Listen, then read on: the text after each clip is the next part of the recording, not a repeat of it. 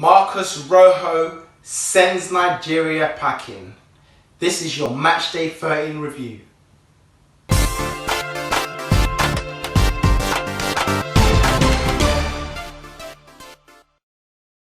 Marcus ROJO, what a goal, what a finish, what a time to end Nigeria's hopes in this World Cup. A brilliant right-footed effort in the 86th minute of the game has ended any hopes of Nigeria qualifying to the next stage of the World Cup. Great game between Argentina and Nigeria in this Group D clash today. It started off quite brightly. Argentina looked on the attack, produced a couple of chances, but of course the main man stepped up today. He stepped up to the show. You know who I'm on about, Lionel Messi. Great ball from Banega over the top of the Nigerian defence. Couple of touches from Messi. It's in the back of the net. This is what we know. This is what we love of Lionel Messi. He's come, he's put his team on show, and great goal to cap off a great move for Argentina. So at that stage, Argentina went 1-0 up. It looked like they were cruising. They were going to go through to the next round of the last 16. Everything was all rosy. In the other game at the same time, Croatia versus Iceland. Croatia took the lead after a good goal from Bade, a great cross in from Perisic, and a good hot half volley in from Bade in that game. And again, Iceland were losing, Nigeria were losing, Argentina were winning. So it just looked all rosy, Argentina going through. But oh no, it wasn't to be at that stage, because Victor Moses levelled it up at 1-1 with a penalty after Mascherano fouled one of the Nigerian defenders in the box with a tug.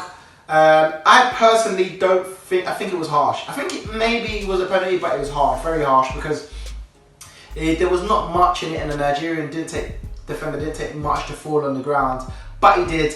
Moses stepped up, tucked it away brilliantly. Cool, calm and collective. The experience from his days at Chelsea, just tucking it into the back of the net. Lovely celebration to boot with that as well. And at that stage, Argentina were crashing out of the World Cup, Nigeria were going through. And also in the other game, Sigurdsson had just scored a penalty for Iceland, so it was 1-1 in both games. That was enough to see Nigeria go through. However, they must have been wary, because Iceland just needed one goal to go through on their game. So it was end-to-end both games. And as I said, Sigurdsson scored a penalty after a Lovren handball given against Croatia. Sigurdsson stepped up and tucked it away. But with 4 minutes to go, who better than Marcus ROJO to step up? Higuain missed a great chance. Idian Igalo missed a great chance for Nigeria. And it was a great cross from the right-hand side. And all of a sudden, some guy came in from the left. I'm thinking, is that Messi? No. Is that Aguero? No. It's Marcus ROJO on his right foot, volleying into the bottom corner. Great finish from the Manchester United centre-back. And that pretty much sealed the deal for Argentina. They went mad. Maradona went crazy, swearing at all the fans. The fans went crazy. The Argentina players were on the pitch celebrating. The subs were out on the pitch. The managers running around going crazy. Nigeria's heart were broken. The Super Eagles at that stage just knew it was too much. However, in the other game, Iceland versus Croatia, Iceland still needed a goal, and a goal would have also sent them through above Argentina on goal difference as well. But they didn't get it. Were caught out. Croatia came forward on the attack, and Perisic sealed the deal for Croatia, and that gave Croatia 9 points from 3 games, and they went through as group winners. Argentina go through as runners-up, and they will play France in an enthralling encounter set to be on Saturday. France went through earlier on in the day, so we knew they were going to go. We knew they were through anyway, but they confirmed their place as group winners after a ball draw, shall we say, against Denmark. France weren't at it today, and neither were Denmark, to be fair.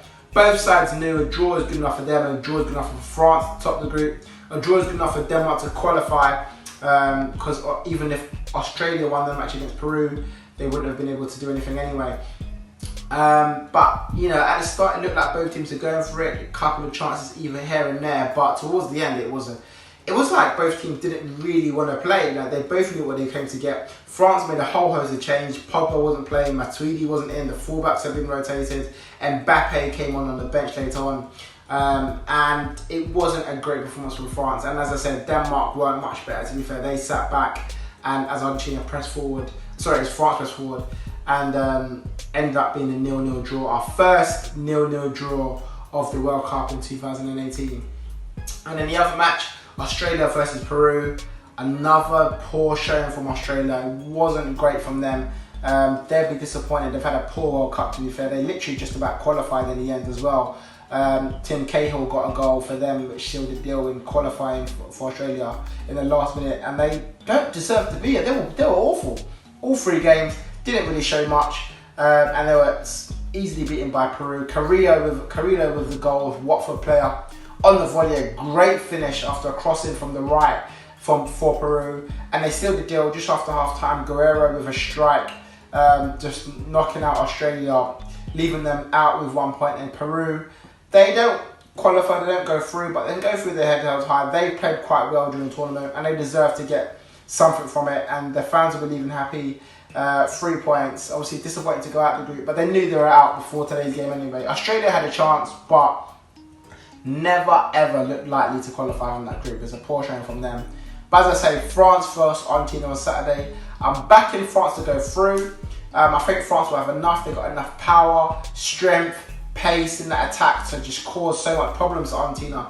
You know, Giroud up there, the hold-up play, Mbappe, Dembele, Griezmann running around him. And Argentina's defence looked weary, and they gave Nigeria, Iceland, and Croatia chances in all their games. You give that to France, and they will punish you. I'm sure of it.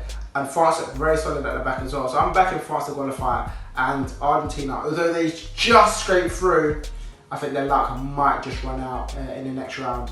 And obviously Denmark against Croatia. Croatia looking really good. I'm backing them to qualify again into the quarterfinals. They're my dark horses for this tournament. Croatia have been brilliant so far. And I really do expect them to do well in this World Cup. And it could be that they reach the semi-finals. Thanks for watching, guys. And we'll see you soon.